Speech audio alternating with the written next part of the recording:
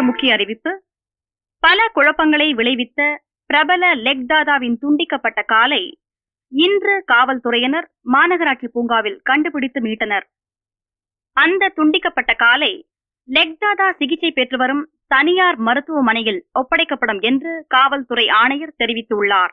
Congratulation sir, operation success ஆயிடுச்சு. கொஞ்சம் காலாட்டுங்க. என் கால இல்ல சார், உங்க கால. என் கால.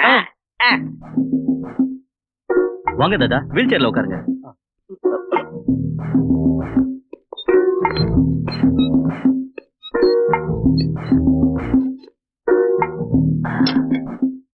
டாக்டர் சார், என் காலை ஆபரேஷன் பண்ணும்போது கொஞ்சம் கூட வலி இல்லாம ஆபரேஷன் பண்ணீங்க. நான் உங்களுக்கு என்ன கைமாறு செய்ய போறேன்னு தெரியல. எதுக்கு தாதா பெரிய பெரிய வார்த்தை எல்லாம் பேசுறீங்க? இது எங்க கடமை தாதா. அப்ப நான் போயிட்டு வரேன். வர்றதா? உங்க பாதத்தை கீழே வைங்க தாதா. வேண்டாங்க, என் வீட்டுல போய் வச்சுக்கிறேன். இல்ல தாதா, நாங்க ஆபரேஷன் பண்ணி பூரண குணமாயிடுச்சா இல்லையான்னு தெரிஞ்சுக்கணும். கொஞ்சம் கீழே வைங்க தாதா. வேண்டாங்க,